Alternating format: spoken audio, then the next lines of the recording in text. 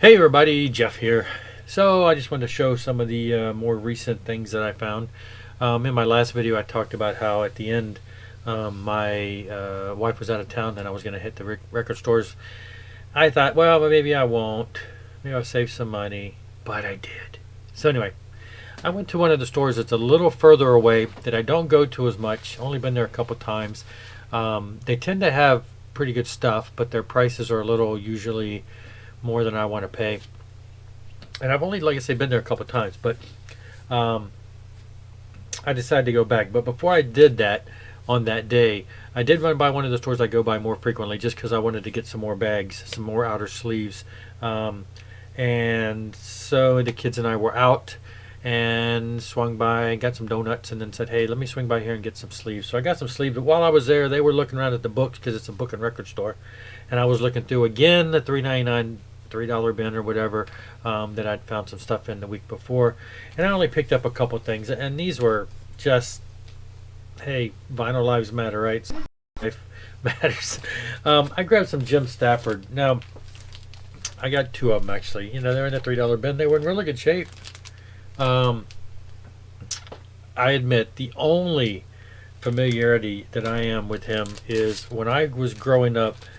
I just love that song Spiders and Snakes, and so since it was on this album, I figured I'd take a chance.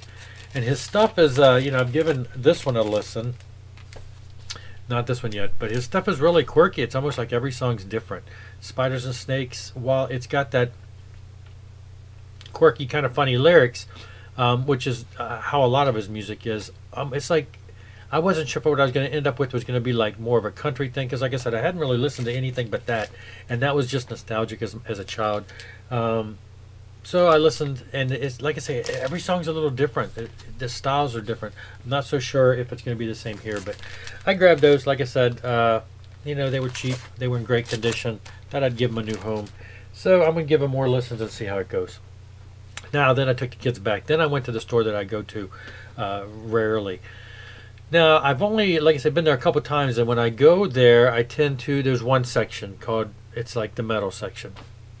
And then they have an actual smaller section in the metal section called hair metal. So I tend to stick with, I tend to find most of the stuff I want to buy in there.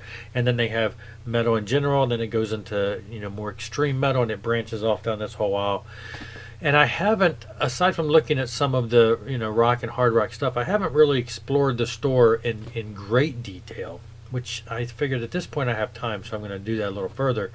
But when I went beelined right over to the hair metal section, and I found a couple finds that were reasonable price. I got Y&T and Open Fire live album with a couple studio tracks, and this is still sealed. You can see it's a cutout, but the price was right. It was sealed. I haven't opened it yet, but I hate opening albums. It's like, oh. But I will open this and give it a spin because I love Y&T, anything Y&T. Of course, I have this on CD, and which is why I hesitate opening it. But I will open it and listen to it. But I figured I'd go ahead and grab that. That was great find. Found me another keel that helped build up the vinyl. I think I need one more from the earlier days to have the main few, aside from like the shrapnel release. I still need Above the Law stuff. But anyway, so this was great. It was in great condition. It was a good price. It's got the hype sticker right on the cover, which is interesting. They actually had two copies of this, and this one had the hype sticker, so I grabbed it. Of course, I gave it a spin. I already have it on CD, but gave it a spin, and it sounds great. Love me some Keel. This has been there the past few times I've been there, and I think I mentioned it at one point when I was talking to somebody, Darcy or somebody, about it. But I went ahead and grabbed Kick-Axe, Welcome to the Club. Now this is the one, this is the album, I guess it seems to be a little more commercial, poppier, and tends to be a least favorite from people. But I wanted to go ahead and get it and have it. I believe this came after Vices. Right after Vices, they kind of mellowed out, and then the next album they picked back up and went back with the rockier style. But it's not bad. It's good stuff. It's commercial type stuff from that time frame. So grab me some more Kick-Axe. It's the only one that they had there. So now that was all I found from that, and those were like mostly in the $10 range. They have stuff there. It's really expensive. But anyway, so I moved around, and then I went over and I found actually further back in the corner of the store was like the $5 bin, the more cheap stuff, which I hadn't seen before. So I went to the $5 bin. That's $5 or for 3 for 12, so it makes it $4. I was able to grab me some Johnny Van Zant. Now, I think the previous video I grabbed his third album, second, third. Anyway, this was the first one, I believe. No More Dirty Deals. So I grabbed that Johnny Van Zant stuff. Of course, he went on to be in. He's the brother of the Skynyrd singer that later went on to fill his shoes in Skynyrd and is in band now. Now Saga, this is a band. This album, I believe I had this album back in the day. Now on MTV they used to always play the On the Loose, guy breaking out of prison, all that stuff. And I saw this band open. I'm pretty sure it was opening for Kiss, but I may be mistaken. I saw them open for somebody back in the 80s. Anyway, very keyboard-driven band. Now, I didn't know much about them. This was about the only album I had exposure to. Since then, in the past few years, actually, their name has come up a lot because I guess they're classified as being somewhat of a prog band, and so you hear them in prog circles, and they have lots of albums. And I believe they're still around. This album, to me, doesn't feel real proggy. I mean, it's not like Yes or anything like that, but it's not bad. It's just kind of keyboard rock oriented. I don't know. Maybe their other stuff does. Like I said, they've got a lot of albums. I've seen them. They've been issued on vinyl, and if I see them in the bins, I'll probably buy them because I want to check them out. But I couldn't remember if I had this back in the day or not. But as I stuck it on and listened to it, almost every song, at least on the first side, almost every song, I'm like, oh yeah, and I'm singing along. I'm like, I must have had this back in the day. They must have made a big hit on me back then. But anyway, I went ahead and grabbed it because it was in the cheapy bin. So, and then the third one that I grabbed, third one I grabbed was Sammy Hagar Musical Chairs. I'm a big Sammy Hagar fan, so anything I see from him on vinyl that I don't have, I'm going to buy. This would have been his third album after he left Montrose and went solo. He had 9 on a 10 scale, and then he had the Red album, and then he had this album. Those first two I'd like to get, especially Red. That was one of my favorites.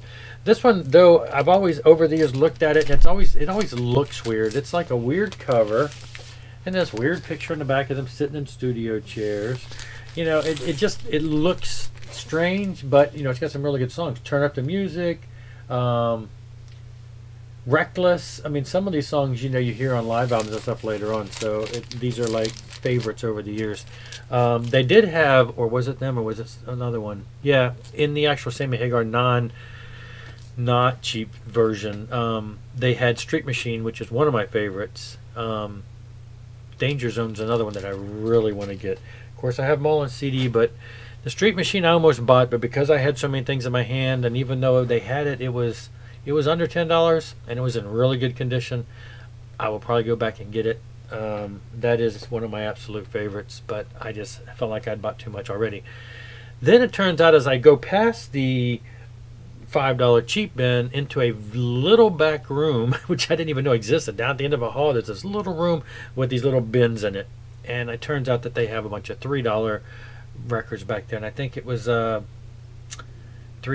if you buy 4 for 10, so you get a little bit of a discount. I flipped through them all. The only one I found was another Canadian band, Headpins. Now this band I did see open back in the day, and I'm pretty sure this band I saw open for Kiss.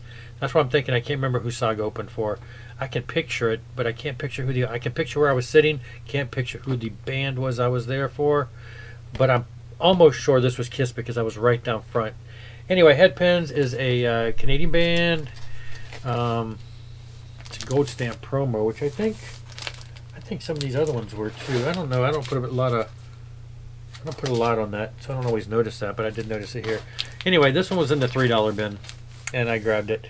Female fronted, very gutsy rock and roll. She's got a really really nice, interesting vocals, powerful vocals. She's still around. You look her up, Darby Mills, and she, I guess, still sings and everything. All I know is back in the day, as a teen, standing in front of the stage waiting for Kiss, when she pops out there in her tight leopard skin pants and her poofy hair, she was, you know, we were all gawking at her, and she was doing good, and she was good, nice to look at. But they were a good, solid band, and I know back in the day I had this album, and I believe they had another one that I had. So, but this was the one that had the hits that we were aware of. I believe, I think they had videos back in the day. I know we had heard of them after that or whatever. So anyway, I grabbed that. Now, I did go out and look into the actual bins of all of the different, where the regular music is and the non-cheap music.